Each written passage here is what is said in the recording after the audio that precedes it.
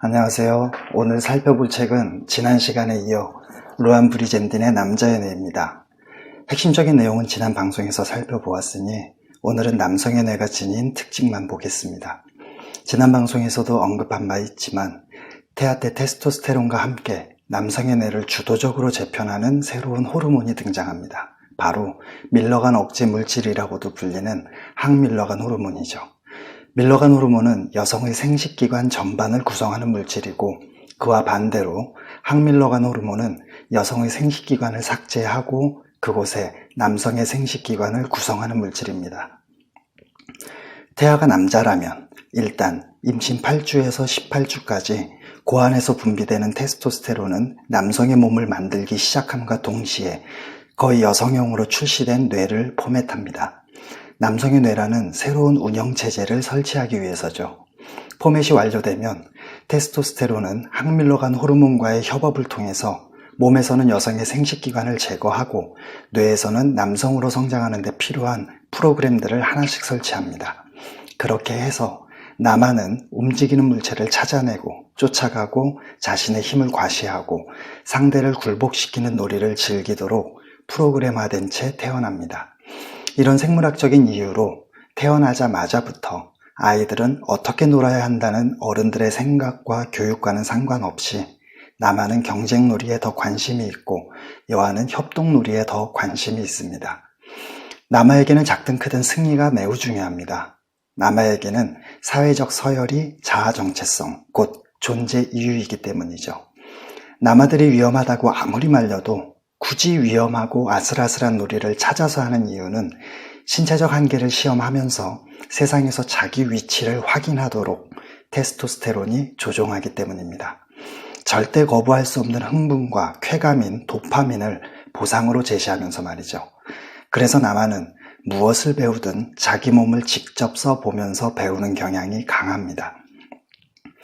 남아가 아동기 동안 부모와 얼마나 조화로운 관계를 유지했는지는 관계없이 사춘기는 모든 것을 바꿔놓습니다.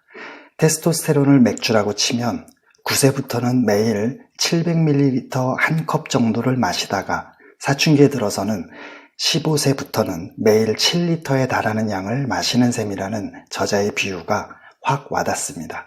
그래서 이때를 질풍노도의 시기라고 부르나 봅니다. 이렇게 시작된 남성의 뇌에서의 리모델링이 완성되기까지는 약 8에서 9년 정도 걸리고요. 그러면 25세 정도이고 그때면 군대도 다녀왔을 때니 군대가 사람을 만든 게 아니라 호르몬이 진정한 남성을 만든 것일 수도 있습니다. 10대 소년의 특징은 말이 매우 짧아지고 말하는 횟수도 줄어들며 잔뜩 불만만 가득 찬 표정으로 툭하면 짜증을 내거나 성질을 부린다는 점이죠. 말이 짧아지고 말하는 횟수도 줄어드는 건 테스토스테론 때문이고 뭐 같은 표정에 짜증과 성질만 부리는 건 타인의 표정이나 태도에 크게 영향을 받는 바소프레신 때문입니다.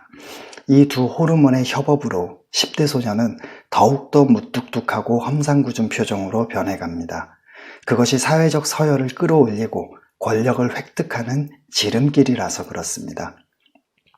이 두 호르몬의 수치가 높을수록 짜증이 더 심하고 참을성도 없어지는데 그런 성격이 바로 사회적으로 성공한 남성의 특징이기 때문이죠. 너무 더워 계곡으로 놀러 갔습니다. 계곡을 따라 흐르는 물소리며 새소리에 10대 소년은 감탄사를 연발하지만 10대 소년의 귀엔 그저 물소리고 새소리일 뿐입니다. 듣고 싶지 않은 소리와 대체로 반복되는 백색 소음은 들리긴 들려도 뇌가 처리하지 않도록 테스토스테론이 그 회로를 억제해 놓아서 그렇습니다. 그래야만 필요할 때 집중력을 조금 더 높일 수 있으니까요. 그렇다 보니 늘 똑같은 단어와 톤으로 반복되는 엄마의 잔소리는 10대 소년의 뇌에는 소음으로 인식되어 차단되는 거고요. 10대의 뇌는 완전히 다른 두 개의 시스템으로 운영됩니다. 하나는 마치 가속 페달 같은 역할을 하는 편도체의 충동 시스템이고 다른 하나는 브레이크 역할을 하는 전전두엽의 억제 시스템입니다. 그런데 안타깝게도 억제 시스템이 완성되는 시기는 군대를 제대할 무렵이고요. 즉 10대 소년은 가속 페달은 멀쩡한데 브레이크에 결함이 있는 셈입니다. 그래서 어느 정도 부모의 통제가 꼭 필요합니다. 아이가 원한다는 이유를 핑계로 아이가 원하는 것을 들어주는 것이 좋은 부모의 자세라는 착각을 핑계로 사춘기 10대 소년이 자신의 삶을 알아서 하게 내버려 두는 건 부모의 인생에서 가장 후회해야 할 선택이 될 수 있음을 명심해야 합니다. 이제 소년이 자라서 사랑하는 여성을 찾을 때가 되었습니다. 그때는 후각과 촉각 그리고 미각이 동원됩니다. 코로 자기와 유전적으로 잘 맞을 여성의 체취를 느끼고 촉각으로 자기에게 편안함과 안정을 주는 여성의 피부를 느끼며 키스를 통해 미각으로 성적 취향을 분석하죠. 키스를 통해 받아들인 소량의 테스토스테론조차도 여성을 성적으로 흥분시킬 수 있다고 저자는 말합니다. 남성이 여성에게 자신이 가진 힘, 부, 사회적 지위, 성공 등을 자랑한다면 이미 작업에 들어간 셈입니다. 그런 남성에게 여성은 대체로 아 그래요? 대단하시네요 라고 맞장구 쳐주면서도 속으로는 욕하기도 하고요. 여하튼 청년기 남성이 조심해야 할 것은 자기 애인을 친구들에게 소개하고 자랑하고 싶은 마음입니다.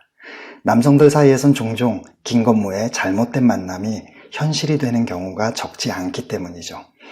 정말로 친구의 애인이 자기가 찾던 이상형일 수도 있겠지만 저자는 이렇게 이유를 설명합니다. 짝을 가로채는 남성은 성취감이 2배가 된다. 여성의 원래 애인이던 남성을 꺾었다는 승리감과 동시에 여성도 차지하는 성취감까지 누릴 수 있기 때문이라고 말이죠. 부인하기 쉽지 않은 설명인 건 분명합니다. 결혼 후 예비 아빠가 된 남성 모두가 쿠바드 증후군을 겪는 건 아니지만 대부분 예비 아빠들은 여러 가지 복합적인 감정을 겪는다고 말합니다. 60일의 비루테 갈디카스의 에덴의 벌거숭이들 제17장에서도 보았듯이 비루테가 빈티를 출산하자 그녀의 남편이던 로드도 혼란에 빠졌죠. 여성인 비루테에게 있어서 어머니가 되는 건 여성스러움의 자연스러운 표출이었지만 남성인 로드에게 있어서 아버지가 되는 건 남성다움의 시험대였던 겁니다. 남성인 로드에게 아버지가 된다는 건 빈티를 안아주고 함께 놀아주며 사랑하는 문제가 아니라 경제적인 문제임을 비루테는 이해하지 못했습니다. 남성은 태어난 자기 아이와 아내를 자기 힘으로 부양할 수 없다면 남성으로는 모르겠지만 아버지로서는 실패자라고 느낄 수밖에 없음을 이해하지 못한 겁니다.